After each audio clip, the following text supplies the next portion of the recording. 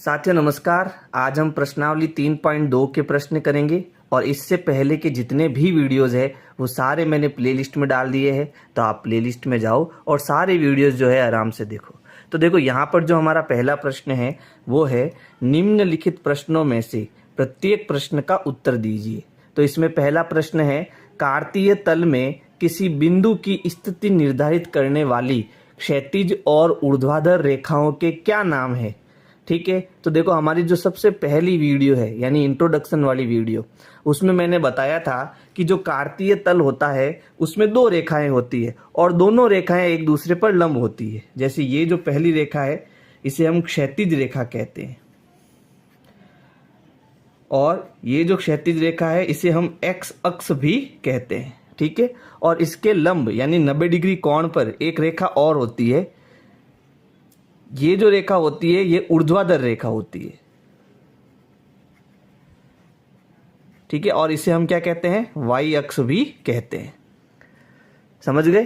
तो इसका उत्तर क्या हो जाएगा, जो क्षैतिज अक्ष है, क्षैतिज रेखा जो क्षैतिज रेखा है वो तो हमारी हो जाएगी एक्स अक्ष और जो ऊर्ध्वाधर रेखा है वो हमारी क्या हो जाएगी, वाई अक्ष। दूसरा प्रश्न है इन दो रेखाओं से बने तल के प्रत्येक भाग के नाम बताइए। यानी जो ये हम एक्स अक्ष और वाई अक्ष ले रहे हैं, ठीक है, तो इससे कितने तलों का निर्माण हो रहा है। ठीक है, उसका क्या नाम है वो हमें बताना है। जैसे यहाँ पर देखो इसमें 4 भाग बन रहे हैं, ये पहला भाग, ये दूसरा भाग, ये तीसरा भाग और ये चौथा भाग। और इन सभी भागों को हम क्या कहते हैं, चतुर्थांश कहते हैं। क्या कहते हैं, चतुर्थांश। तो हमारा उत्तर हो जाएगा चतुर्थांश। तो हमारा उत्तर हो जाएगा क्षैतिज और ऊर्ध्वाधर रेखाओं द्वारा बनाए गए प्रत्येक भाग को चतुर्थांश कहते हैं। चतुर्थांश कहते हैं। प्रश्न 3 है उस बिंदु का नाम बताइए जहां ये दो रेखाएं प्रतिच्छेद करती है। ठीक है, तो देखो जब क्षैतिज अक्ष और ऊर्ध्वाधर अक्ष दोनों एक दूसरे पर 90 डिग्री का कोण बनाते हुए होती है तो केवल और केवल एक बिंदु पर ये दोनों एक दूसरे को काटती है। तो इस बिंदु का जो नाम है वो क्या है, मूल बिंदु। तो हमारा उत्तर क्या हो जाएगा, मूल बिंदु हो जाएगा। तो यहां लिखेंगे जहां क्षैतिज अक्ष तथा ऊर्ध्वाधर अक्ष प्रतिच्छेद करती है उस बिंदु को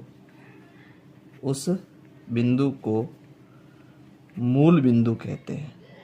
मूल बिंदु कहते हैं। प्रश्न संख्या 2 है आकृति 3.14 देखकर निम्नलिखित को लिखिए।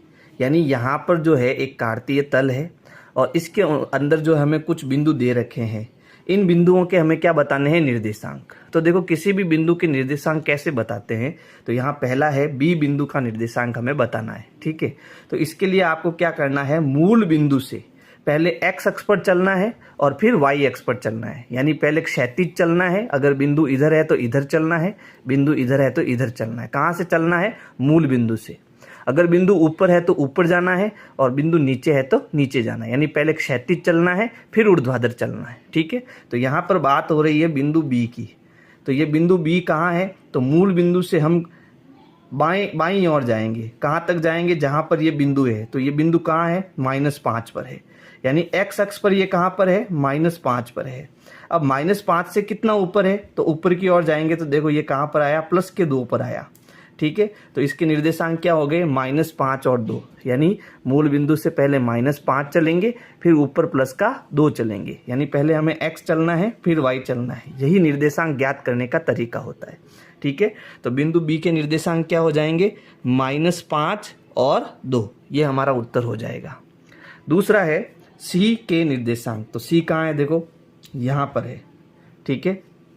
तो पहले हम मूल बिंदु से किधर जाएंगे, दाईं ओर जाएंगे। तो यहाँ से ये कितने कदम दूर है, 5 कदम दूर है। तो एक्स अक्ष हमारा कितना हो गया, 5। और वाई के निर्देशांक क्या हो जाएंगे, तो यहाँ से नीचे की ओर जाएंगे जहाँ पर बिंदु है, ठीक है। तो यहाँ कहाँ पर आ रहा है, -5 पर। तो इस बिंदु के निर्देशांक क्या हो गए, 5, -5। तीसरा है निर्देशांक -3 और -5 द्वारा पहचाना गया बिंदु कौन सा है, ये हमें बताना है कि ये -3 और -5 किसके निर्देशांक है। तो देखो यहाँ एक्स अक्ष हमारी क्या है, -3। तो मूल बिंदु से माइनस के जो निर्देशांक है वो किधर होते हैं, बाईं ओर होते हैं। तो हमें बाईं ओर -3 तक चलना है, -1, -2 और -3। फिर हमें y कितना जाना है, -5, और माइनस का 5 नीचे की ओर होता है, ठीक है। तो हम 5 कदम नीचे जाएंगे। तो ये बिंदु हमें कौन सा मिलेगा, बिंदु ई मिलेगा, ठीक है। इसके x के जो निर्देशांक है वो है -3 और y के जो निर्देशांक है वो है -5। तो ये हमारा बिंदु क्या हो गया, बिंदु ई हो गया, और ई हमारा उत्तर हो जाएगा। चौथा देखो, निर्देशांक 2-4 द्वारा पहचाना गया बिंदु कौन सा है वो बताना है। तो x अक्ष पर है +2, तो मूल बिंदु से हम दाईं ओर जाएंगे, कितने कदम, 2 कदम, 1, 2। तो ये हमारा हो गया x निर्देशांक। y निर्देशांक कितना है, -4, माइनस यानी नीचे जाना पड़ेगा। तो देखो 4 कदम नीचे जाएंगे, 1, 2, 3 और 4, यानी वो कौन सा बिंदु है, जी बिंदु है, जिसमें x का निर्देशांक तो कितना हो गया, +2, और y का निर्देशांक कितना हो गया, -4। तो वो बिंदु हमारा कौन सा हो जाएगा, जी हो जाएगा। अगला प्रश्न है 5वां, डी का हमें भुज बताना है।